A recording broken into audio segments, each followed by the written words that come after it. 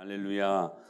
오늘은 미라클 워커 네 번째 시간으로 좀 제목이 도발적이죠. 값싼 은혜, 싸구려 복음이라는 제목으로 말씀을 나눌 때에 큰 회개의 시간이 될 수 있게 되길 축복합니다.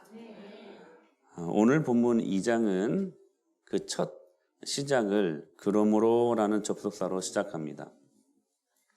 이 그러므로라는 접속사는 앞부분의 내용을 전부 다 받는 접속사이죠. 즉 2장 1절부터 시작되는 말씀을 잘 이해하기 위해서는 1장의 내용을 잘 이해해야 2장으로 넘어갈 수 있다는 것을 말씀하고 있는 것입니다. 우리가 1장에서 배운 내용들이 무엇입니까? 옛적에 선지자들을 통하여서 여러 부분과 여러 모양으로 말씀하신 하나님이, 그러나 그것은 완성되지 않았습니다. 그러니까 선지자도 많은 어떤 모양과 부분으로 퍼즐 하나하나 보여주는 식으로, 그러나 지금은 아들 예수님을 통해 완성된 그림을 보여주셨다는 거예요. 즉 선지자들이 여러 모양과 여러 부분으로 퍼즐 하나하나를 전달했다면 이제는 예수님을 통해 그 퍼즐들을 구속사적인 큰 관점에서 완성하신 예수 그리스도. 이제 그 말씀은 그런 의미에서 더 이상 무엇이 첨가될 수 없고 가미될 수 없는 완전한 계시로 저와 여러분들에게 허락되었다는 사실을 말씀하고 있는 것입니다. 그 예수 그리스도, 그분은 누구신가? 그분은 모든 만물보다 우월하시고 모든 만물보다 유일하시고 그 하나님은 보좌 우편에 앉으셨느니라. 즉 완전하신 예수 그리스도, 그분은 모든 만물을 상속받은 자이십니다. 그러면서 천사 숭배에 빠져서 오히려 천사들을 숭배하고 예배하고 천사의 도움을 받으려고 하는 잘못된 당시 히브리 그리스도인들을 향하여서 예수 그리스도는 천사보다 더 훨씬 뛰어나시고 우월하신 분이심을 특별히 네 가지 부분에서 그렇게 증거하고 있었습니다. 첫째는 우리 지난주에 말씀드렸었죠. 지위의 탁월성이다. 지위의 탁월성. 사람들은 천사를 예수님 자리에 올려놓으려고 하는데 그렇지 않다는 거예요. 예수님은 본체의 형상이시라. 즉 하나님이시라는 거예요. 여러분, 하나님과 천사가 어떻게 똑같을 수 있냐는 거예요. 지위의 탁월성. 오로지 경배의 대상은 예수 그리스도 한 분뿐이시라는 거. 천사는 경배의 대상이 될 수가 없다. 오히려 천사가 예수님을 수종 들고 경배하는 존재다. 그것을 말씀하셨고, 영원성. 천사는 바람이요 불꽃으로 쉬 사라지고 없어질 것들이지만 예수 그리스도는 영존하시고 그분은 알파와 오메가가 되시며 처음과 나중이 되시는 영원하신 예수 그리스도. 할렐루야. 그리고 그분은 섬김을 받는 분이시다.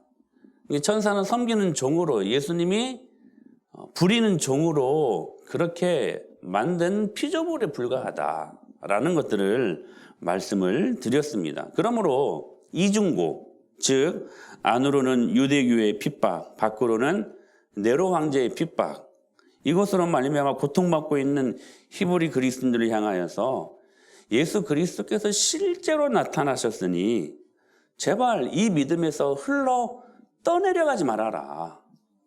흘러 떠내려가지 아니하도록, 배교하지 아니하도록, 시험에 빠져서 그 믿음을 잃어버리지 하지 않도록 들은 것에 더욱 유념하라라고 말씀하고 계시는 것입니다. 이 말씀은 다시 말하면 우리 신앙이 자칫 잘못하면 흘러 떠내려갈 수 있는 소지가 분명히 있다는 것을 전제로 하는 말씀입니다. drifting away, 흘러 떠내려가다. 그래서 계속 말씀하시는 거예요. 더욱 유념하라. 더욱 유념하라. 원어적으로 보면 무슨 말씀이냐면 우리 1절 말씀 다시 한번 보실까요? 1절 시작.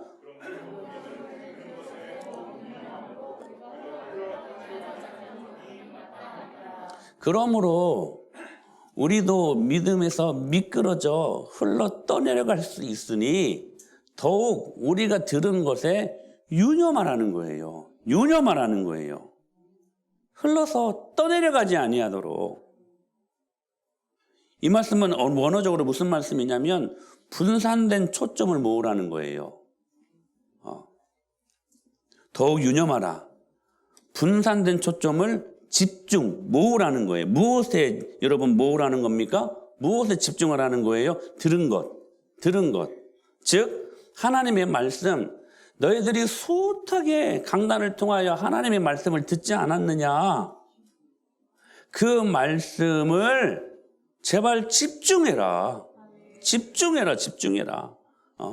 흘러 떠내려가지 아니하도록 믿음에서 우리가 교회는 다닌다고 하지만 중요한 것은 뭐냐면 그 믿음에서 순간 미끄러져 나갈 수 있으니 제발 집중하고 제발 정신 차리라고 하시는 아주 강력한 메시지가 오늘 본문의 말씀인 것입니다.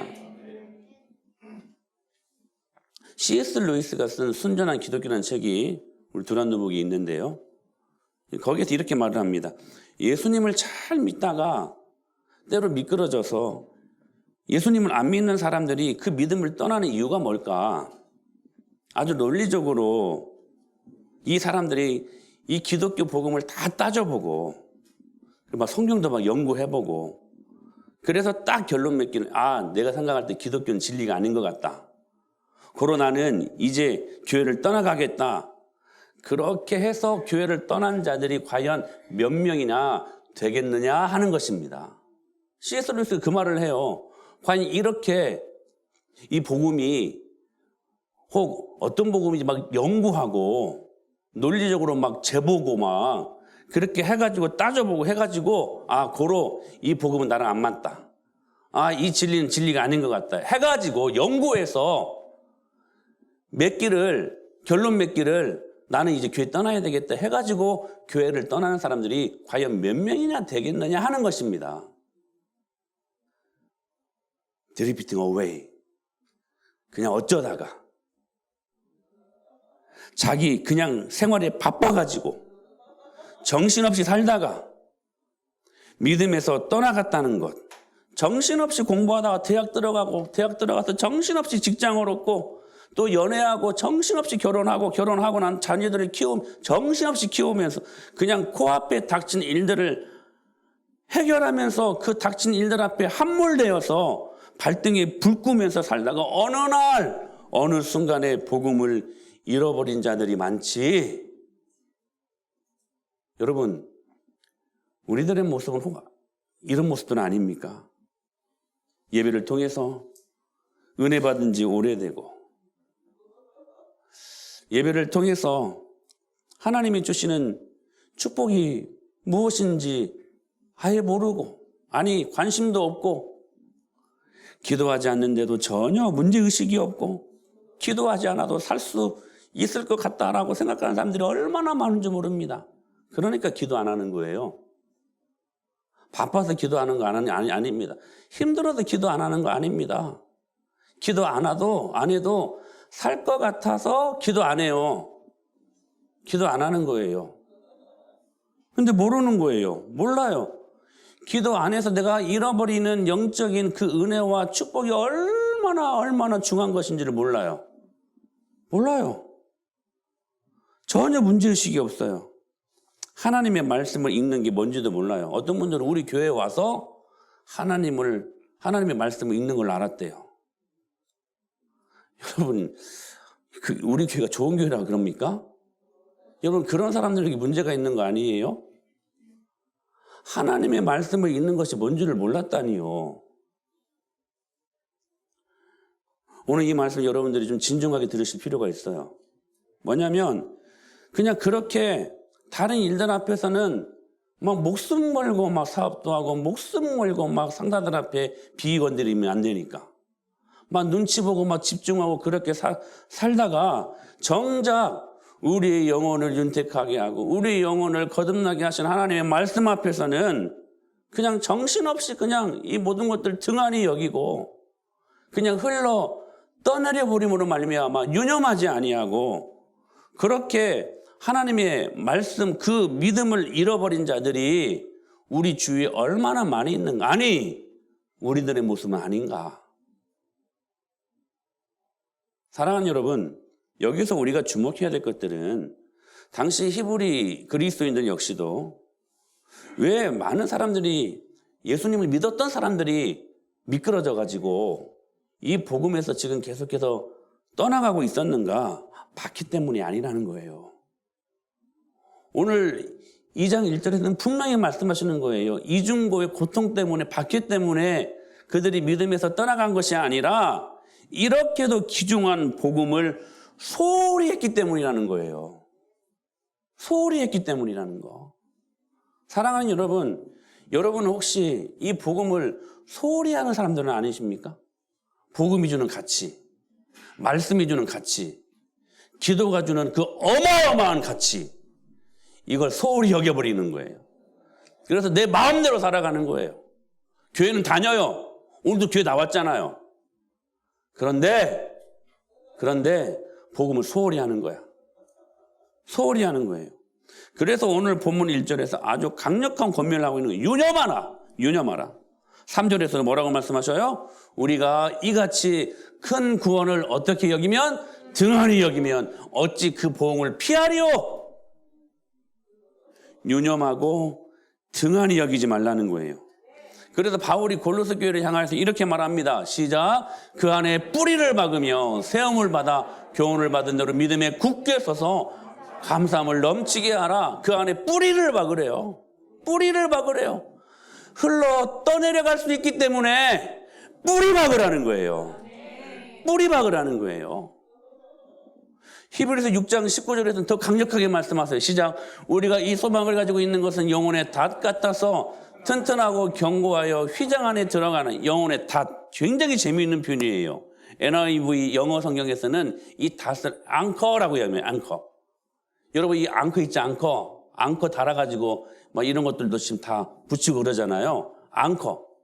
흔들리지 않도록 견고하게 지지대를 만드는 거예요. 여러분 바다에 배를 그냥 두면요 자연스럽게 노를 젓지 않아도 떠내려갑니다. 그 한 곳에 머물러 있지 않아요. 반드시 떠내려가요. 그러니까 떠내려가지 않도록 반드시 닷을 내려둬야 돼요. 앙커. 우리가 좀 식민지 발음으로 앙카라고 하죠. 앙카 박아야 된다는 거. 떠내려가지 않도록. 제발 유념하라. 제발 이 복음의 능력을 등한히 여기지 말아라. 잘못하면 너희들이 떠내려간다. 믿음에서 미끄러져. 저 예수님 안 믿는 사람들처럼 될 수도 있다. 제발 유념하라. 이렇게 말씀하고 계시는 것입니다.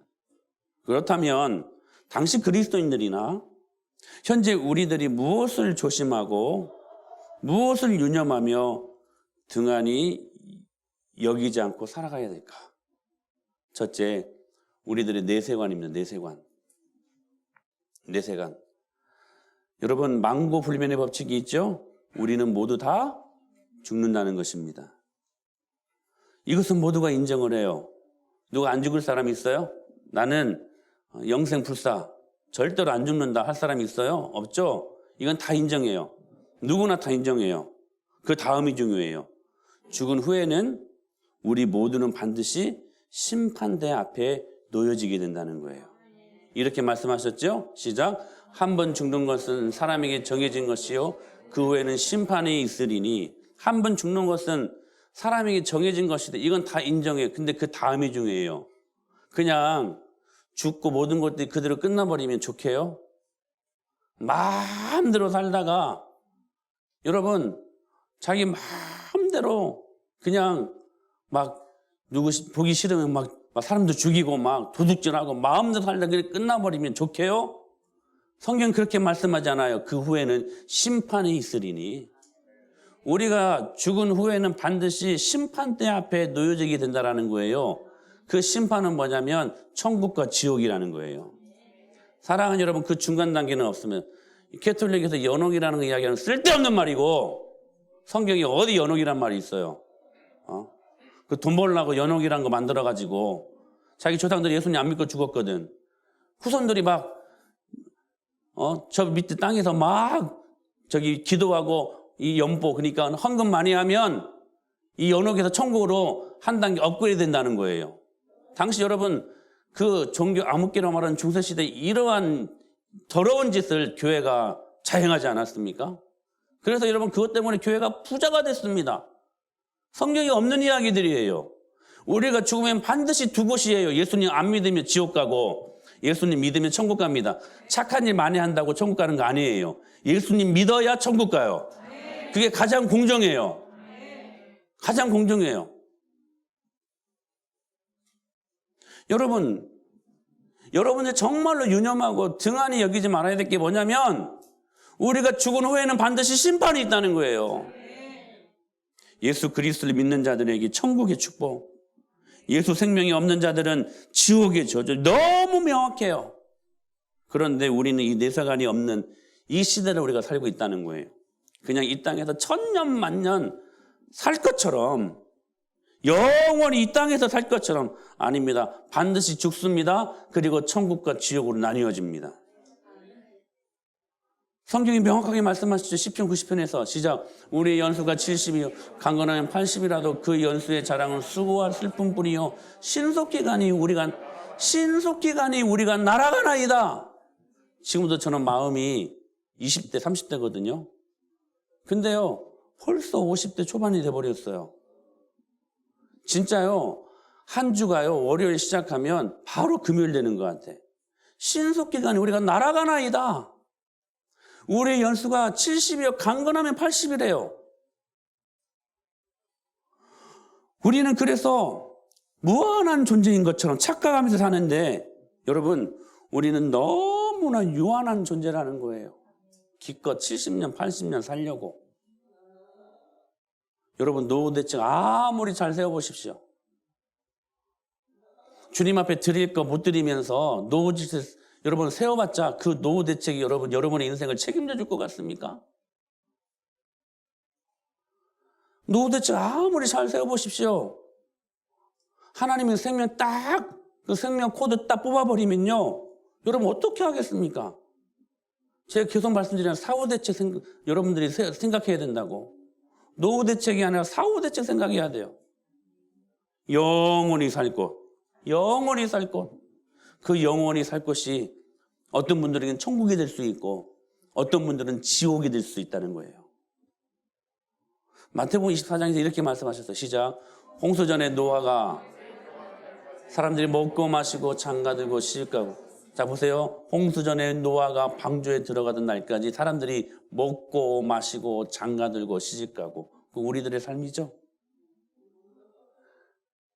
그냥 어느 순간에 복음을 소홀히 해버리고 믿음을 소홀히 한 결과 그냥 그 앞에 닥친 그 상황만 해결하려고 분주하게 살다 사람들이 먹고 마시고 장가들고 시집가고 그러다가 그 다음 말씀 시작.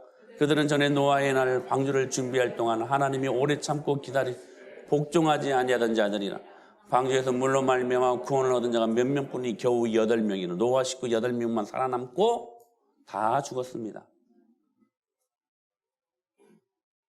여러분 이 경고의 말씀을 여러분들이 믿음으로 받으셔야 된다는 거예요. 유념하라. 고작 70년 80년 좀 오래 살면 90살 100살 영원히 살 것 같느냐? 아니다. 반드시 죽는다. 그 후에는 반드시 심판이 있다. 잘 살아서 천국 가는 것이 아니라 예수님 믿어야 천국 가고 예수님 안 믿으면 지옥 가는데 순간 앞에 있는 상황 그거 발등에 떨어진 불 끌려고 아둥바둥 살다가 믿음 없이 살다가 순간 이 구원에 이 믿음에서 미끄러져 갈 수 있기 때문에 더욱 유념하라. 더욱 집중하라. 앙카 박아라. 뿌리를 박아라. 주님 말씀하시는 것이거든요. 사랑하는 여러분, 오늘 이 말씀을 여러분들 믿음으로 받으셔야 됩니다. 두 번째, 여러분들 유념하고 등한히 여기지 말아야 될 게 뭐냐면 기복주의. 자, 보세요. 여러분, 저를 보세요. 자, 내세관이 없으니까 온통 집중되는 곳이 이 땅에서의 삶이에요. 다시요. 내세관이 없으니까, 예? 영원한 세계가 있다는 것을 모르니까 온통 집중되는 곳이 이 땅에서의 삶이라는 거야. 이 땅에서의 삶. 극한 현세주의자, 현실주의자가 되고 만다는 거예요. 이 현실주의자들이 휘감고 있는 가치관이 하나 있는데 그게 뭔지 아세요? 그게 바로 기복주의입니다. 흔히 우리가 오복이라고 하죠. 오복. 유교에서 말하는 수명, 부요, 강령, 건강, 유호독, 덕스러움, 고정명, 호상. 호상이라고 하잖아요. 죽을 때. 참 호상입니다. 이렇게 말하잖아요. 수, 부, 강령, 유호독, 고정명. 이것이 유교가 말하는 오복의 정의예요. 오복. 이게 세상 사람들, 즉 예수님 없는 사람들의 가치관이에요. 가치관. 돈을 왜 벌어요? 왜 공부해요? 이것대로 살려고 하는 거예요. 이것대로. 오래 살고 부유하게 살고 건강하게 살고 덕스러움도 좀 경험하고 죽을 때 꽃가마 타고 호상으로. 이게 여러분 예수님 없는 사람들의 가치관이에요. 이들에게 있어서 웰빙의 기준은 뭐냐면 이거야. 이게 웰빙의 기준이에요. 이게 그럴 수 있어요. 아니 예수님 없는 사람들은 충분히 이게 그들의 가치관이 될 수도 있어요. 그런데 문제는 뭐냐? 여러분 이 말씀 잘 들으셔야 돼요. 문제는 뭐냐? 이 유교에서 말하는 오복의 가치관이 기독교 안에도 들어와 있다는 게 문제라는 거예요. 이 오복의 가치관이 성경을 교회를 완전히 무당 종교로 만들어버렸어요. 이를테면 이런 거죠. 예수님 믿으면 복 받는다. 예수님 믿는 사람은 고난 없어야 된다. 예수님 믿으면 만사형통, 무병장수, 사업도 잘 되고. 여러분 그래요? 여러분 예수님 믿는 사람들이잖아요. 그런 삶을 살고 있어요? 아니요. 성경이 아니에요. 그런데 여기에 편승하여 번영신학이라고 하는 것이 이 기복주의 가치관을 배경으로 이루어집니다. 소위 예수님 믿고 이 오복이 벗어나면 저주받았다고 하는 논리. 버젓이 이 가치관이 교회 안에 들어왔다니까요. 교회 안에. 그러니까 그들은요, 소위 번영신학을 말하는 그들은 예수님과 함께 경험하는 고난은 꿈도 못 꿔요. 왜냐하면 고난받는 것은 그들의 논리에 의하면 저주받는 거니까. 근데 주님 분명히 말씀하시거든요. 남은 고난에 참여해야 된다고. 남은 고난에. 사랑하는 여러분, 성경은요 오복을 말하지 않아요. 오히려 팔복을 말해요. 팔복에서 뭐라고 말씀하십니까? 처음부터가요 세상의 가치의 복을 완전히 배격해요. 뭐라고 말씀하셨어요? 심령이 가난한 자가 복이 있나니 저희가 천국을 유업으로 받을 것이다. 첫 복부터 뭐라고 말씀하셨어요? 가난해야 된대요. 여러분 유교에서 말하는 세상적인 웰빙의 기준은 오복이야. 부야. 부자여야 돼. 그게 복 받은 사람들의 기준이라는 거야. 증거라는 거야. 근데 성경이 말씀하는 팔복, 8가지의 복. 첫 번째 복이 뭐예요? 심령이 가난한 사람들이 복을 받는데요. 가난한 사람들이 복을 받는데요. 두 번째는 뭐예요? 질질 짜고 애통하는 사람들이 복을 받는데요. 우리 여기서 말하는 이 질질 짜는 것은 다른 것이 아니라 죄에 대하여 애통하게 하는 것이죠. 우는 자들이, 세상 사람들은 막 부와 귀와 영화와, 그래서 막 기쁘게 막 재미있게 살아야 그게 복이라고 하는데 성경은 그렇게 말씀하지 않아요. 애통하는 자가 복이 있대요. 너무 다르지 않습니까? 달라도 성경 말씀대로 살아야지. 그러니까 여러분 처음부터가 세상 가치의 복을 배격하는 게 성경이에요. 진짜 복이 뭐냐? 예수님과 함께 동행하고. 진짜 복이 뭐냐? 예수님과 함께 복음 때문에 고난받는 거라는 거야. 그러니까 당시에 이 복의 개념은 여러분 이스라엘 나라에도 똑같이 있었어요. 똑같이. 이건 동서고금을 막론하고 이 오복의 개념이 다 같이 있는 거야. 그러니까 이 오복의 개념을 예수 그리스도께서 팔복으로 완전히 바꿔버리신 거예요. 당시에는 이노베이션, 완전히 혁명이에요. 혁명. 복에 대한 혁명. 그런데 중요한 것은 뭐냐면 그리스도인들이 이 기복주의에 매몰되어 있다는 거예요. 하나님 나라, 하나님이 기뻐하시는 그 모든 것들, 저들의 삶의 기준이 안 돼요. 그래서 교회를 다니고 복음을 경험하면서 은혜를 경험한다고 하면서도 은혜 받는 것만 좋아해요. 은혜 받는 것만. 선물에만, 축복에만 집중되어 있는 무당 종교가 돼버린 거예요. 우리 스스로가 기독교의 그 고상한 복음을 무당 종교로 전락시켜버렸다는 거예요. 디트리 보네포가 말한 대로 값싼 은혜로 이 은혜를 받은 것입니다. 사랑하는 여러분, 여러분들이 하나님이 주시는 축복과 은혜를 경험하고 있지 않습니까? 그런데 때로는 우리가 소위 말하는 그 오복을 빼앗길 때도 있잖아요. 근데 하나님이요, 그 오복을 주시는 하나님이십니다. 그거 배격하는 건 아니에요. 그 하나님이 우리에게 주시는 선물이 있어요. 근데 중요한 것은 뭐냐면 이게 전부인 줄 알고 그거 받았으면, 진짜 그 은혜를 값비싸게 받았으면 어떻게 해야 돼요? 그 받은 은혜를 가지고 은혜를 갚는 삶을 살아야지. 근데 그것 때로 사라졌다고 우리가 얼마나 많이 불평하고 원망합니까? 값싼 은혜예요. 값싼 은혜. 제가 어떤 한 서울에 교회가 있는데요. 그게 한 10년 정도 됐는데 교회 굉장히 커요. 근데 말을 들어보니까 우리처럼 이렇게 월세를 내면서 교회를 하고 있어요.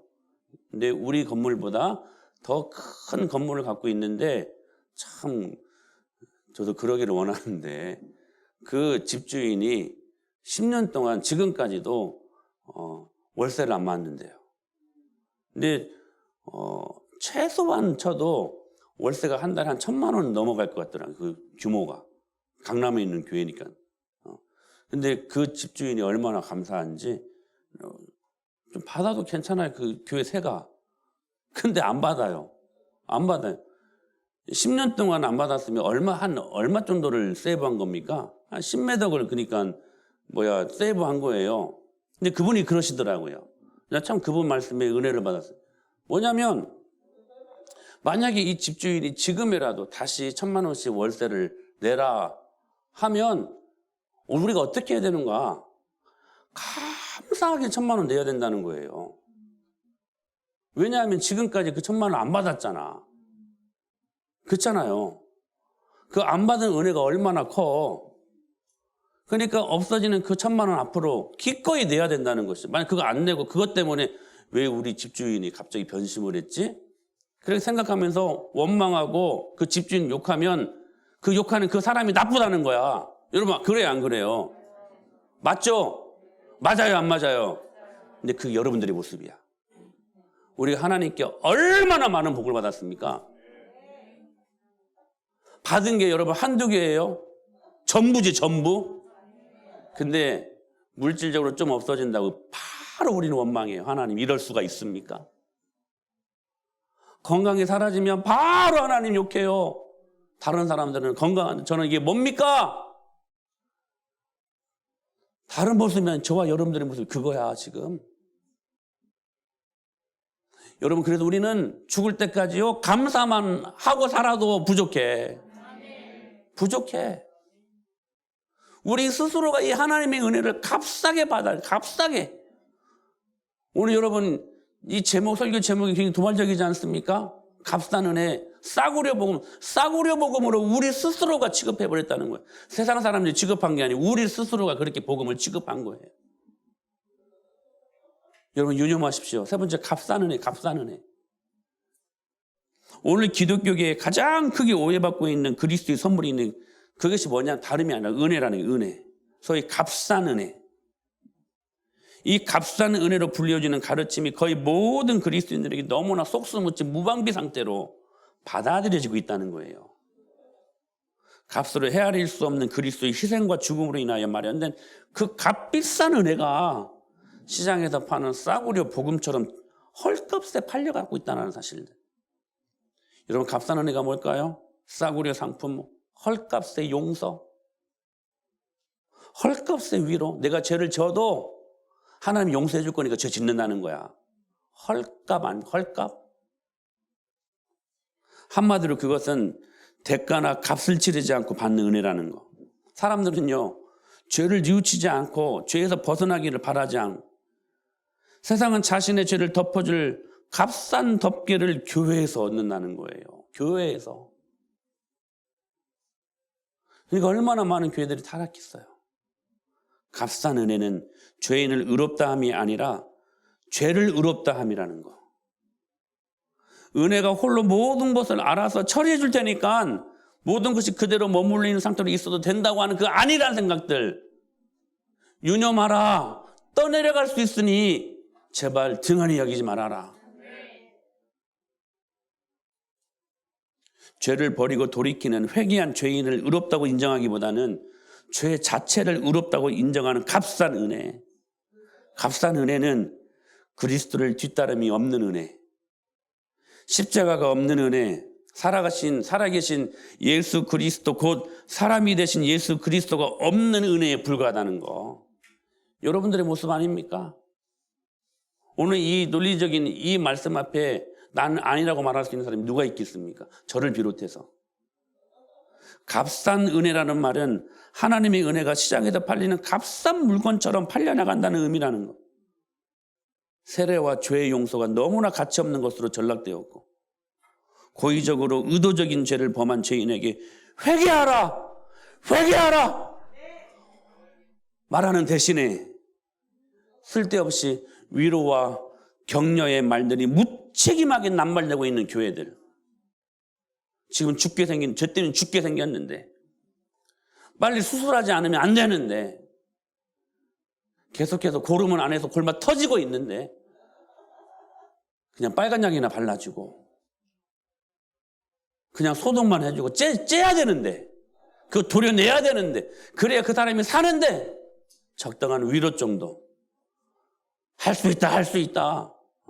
공교롭게 우리가 그 찬양을 부르는 그런 의미는 아니고요. 여러분, 당신은 할 수 있으면 예수님 없어도 당신의 의지로 할 수 있습니다. 이런 말들로 사람들을 꼬이려고나 하고. 여러분, 물론 은혜에는 어떤 대가나 가격이 여러분 붙어서는 절대로 안 됩니다. 우리가 은혜에 대하여 생각할 때 반드시 기억해야 될 것이 있는데, 그것은 은혜에 대한 대가가 이미 예수님으로 말미암아 지불되었다는 것입니다. 그러나 동시에 이것까지 생각을 못해도 값싼 은혜가 우리 안에 임하는 것입니다. 동시에 뭐냐? 은혜를 무한하게 나누어 주기 위해 치러진 그 값은 하나님의 아들의 죽음이었다는 사실들을 기억하는 사람들은 이 은혜를 값싸게 취급할 수 없다는 거예요.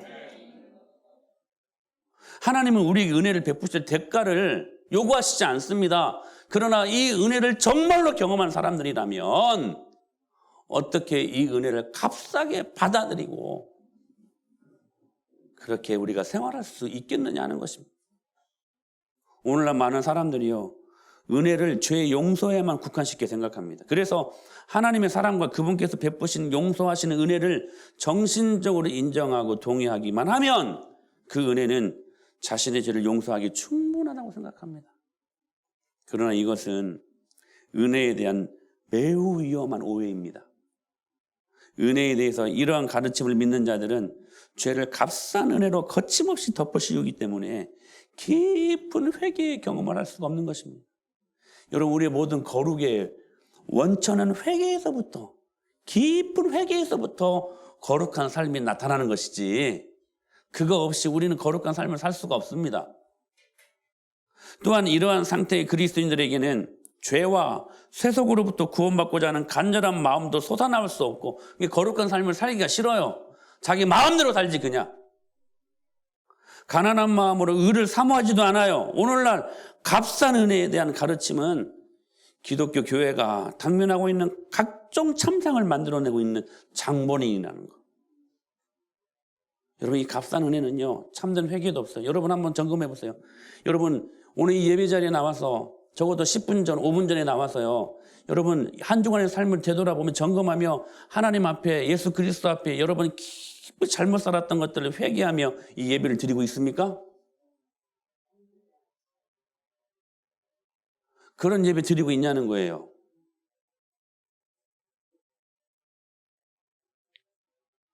우리가 여러분 이 값싼 은혜라는 거 이 굴레 속에 여러분 다 들어와 있는 거야. 다 들어와 있는 거야.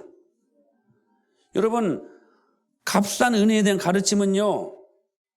여러 가지 교회의 참상을 만들어내는데 뭐냐? 참된 회개가 없어요. 참된 회개가 없어도 중요한 건 뭐냐면 용서받을 수 있는 가능성을 제시한다는 거예요. 그냥 좋은 게 좋은 거다. 나이스하게 그냥. 긍정의 힘으로 적극적인 사고방식으로 그 죄에 대한 회개를 대신한다는 거예요. 그런 성경은 그렇게 말씀하지 않습니다. 회개 없이는 복음을 경험할 수 없다고 분명하게 말씀하십니다. 진리에 대한 확신과 행실의 개혁이 없어도 세례받을 수 있는 길을 열어놓은 저는 이 부분들에 대해서 굉장히 많이 회개하고 주님 앞에 참 잘못했다라고 많이 뉘우쳤습니다. 그냥 회개를 남발하는 거예요. 세례를 남발하고 아무런 고백도 없이 선만찬 예식을 거리낌 없이 할 수 있도록 그 길을 만들어 놓았다는 거. 사랑하는 여러분, 유념하십시다. 이 복음을 등한히 여기지 마십시다. 가볍게 여기지 말자는 거예요. 싸구려로 받지 말라는 거예요. 여러분 왜 복음을 값없이 주신 줄 아십니까? 주님이 값없이 주셨다고 말씀하셨죠. 싸구려 때문이 아니에요. 값으로 환산할 수 없고 값으로 매길 수 없기 때문에 여러분들에게 값없이 공짜로 주신 것이지 싸구려이기 때문에 여러분 공짜로 주신 것이 아니에요. 그러므로 여러분 우리가 진정으로 그 주님의 은혜를 알기를 원하는 사람들이라면 여러분 이렇게 살아야 돼요. 시작.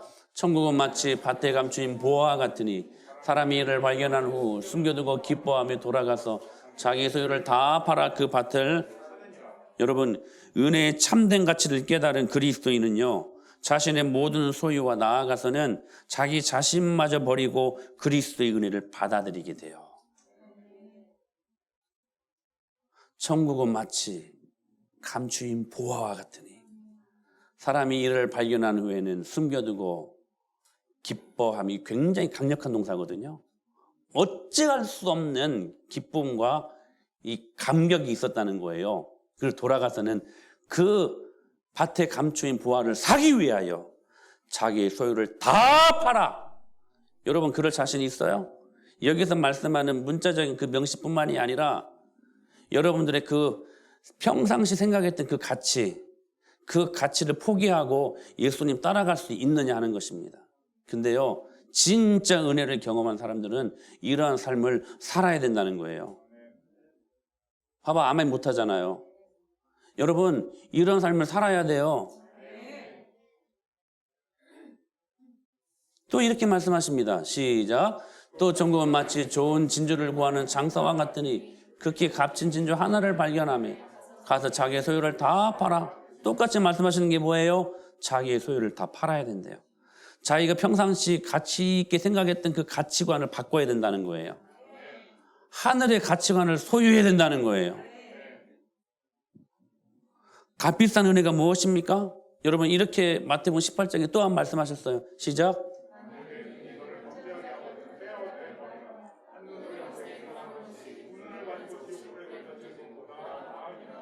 여러분 값비싼 은혜가 뭐냐면 선물로 하나님이 거저 주시는 은혜.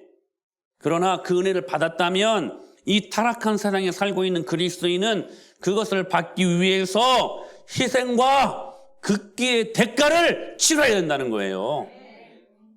사랑하는 여러분, 지금 이 말들이요. 특히 세 번째 단락의 이 값싼 은혜, 지금 이 내용이요. 제가 한 말이 아니라 데이트리 보네퍼라는 그 유대한 믿음의 신학자가 쓴 나를 따르라는 책에서 발췌한 것입니다. 사랑하는 여러분, 어떠세요, 여러분들? 은혜 받는 건 좋은데 그냥 교양 있게 나이스하게 예수님 믿는 건 좋은데 그 받은 은혜를, 그 은혜를 다시 주님 앞에 갚아드리기 위해 여러분들이 생각했던 그 가치 다 접어두고 희생과 극기의 대가를 지불하는 삶을 여러분들이 갖고 신앙생활을 하느냐 하는 것이, 목사님 너무 빡세게 말씀하시는 거 아니에요? 아니요. 성령 그대로를 말씀하는 겁니다. 여러분, 대가 지불해. 대가 지불. 하나님이 아들 대가 지불을 시켜서 우리를 구원하셨잖아요. 그래서 디트리 보네포 이런 말을 해요. 우리가 사복음서를 정의할 때 디트리 보네포는 이렇게 말합니다. 예수님이 우리를 위하여 죽었으니 우리도 예수님을 위하여 죽으러 가자. 이게 그 보네포의 사복음서를 정의하는 그의 모습이었어요. 값비싼 은혜가 뭐냐? 그것은 베드로에게 그물을 놓고서 자신을 따르라고 명하신 그리스도의 부름이었다는 거. 그때 따라갔잖아요. 자, 보세요. 베드로가 낚시질을 하고 그물질을 했을 때에 엄청난 고기를 잡게 하십니다. 축복이에요, 축복. 근데 거기에만 머물지 않았다는 거예요. 너 나 따라와라 할 때 그 은혜를 경험했던 베드로는 그물을 버려두고 예수님을 따라갔다는 거예요. 대가 지불 아닙니까? 여러분, 은혜의 초청은 자신이 스스로에게 하는 것이 아닙니다. 그리스도를 따르는 호소는 우리가 우리 자신에게 스스로 내리는 것이 아니라는 거예요. 그 호소의 주인은 그리스도십니다. 은혜가 베드로로 하여금 모든 것을 버리고 그분을 따르도록 만들었다면 그 은혜가 베드로로 하여금 주는 하나님의 아들이심을 내가 믿습니다라고 하는 그 고백을 만들었는데, 그러한 신앙 고백이야말로 그 당시에 있어서는 진짜 파격적인 신앙 고백이었거든요. 근데 베드로에게 있어서 은혜의 역사는 거기서 끝나지 않았어요. 은혜는 베드로로 하여금 자신이 3번이나 부인했던 그 주님을 위하여 순교자의 길을 마지막 순간까지 걷도록 초청하였다는 사실이에요. 그러한 부르심에 그는 그리스도를 향한 사랑과 충성의 마음으로 응할 수 있었다는 것. 그 다음 말씀이 중요해요. 베드로의 생애에 있어서 터치. 은혜와 제자의 직분은 분리될 수 없었다는 거예요. 오늘 말씀의 포인트가 이거예요. 은혜와 제자의 직분은 분리될 수 없었다는 거예요. 사랑하는 여러분, 이 말씀은 동일하게 저와 여러분들에게도 동일하게 적용되는 말씀입니다. 은혜 받으십시오. 그러면 그 은혜는 반드시 제자의 직분과 함께 가야 된다는 거예요. 은혜 받았잖아요. 아멘. 은혜 받았잖아요. 그러면 제자 되래요. 자기를 부인하고 자기 십자가를 지고 제자 되래요. 제자. 이게 값싼 은혜를 이기는 값비싼 주님의 은혜를 붙드는 능력이라는 거예요. 누가 감히 그리스도의 은혜를 값싼 것으로 전락시키려고 하십니까? 멀리 있지 않습니다. 우리가 그 장본인들입니다. 그리스도를 위해 희생하고 헌신하는 게 여러분 기쁘십니까? 싫습니까? 아니, 싫은 사람들이 많습니다. 지금 하나님의 은혜는 우리 모두에게 그리스도의 멍에를 메고 그분의 뒤를 따르라고 부르고 있다는 것. 그리스도의 십자가와 멍에와 그 짐이 우리에게 가벼운 은혜가 될 때까지 우리를 위하여 치루어 주신 그분의 희생과 봉사의 생애를 우리가 묵상하고 명상하며 그 은혜를 붙들 수 있어야 된다는 거. 사랑하는 여러분, 저는 여러분들 오늘 이 말씀을 믿음으로 잘 받았으면 좋겠습니다. 그래야 기적이 일어나는. 그래야 기적이 일어나는. 그래야. 내가 받은 은혜가 뭔가, 그럼 고민하셔야 돼요. 그 받은 은혜를 내가 어떻게 갚을까?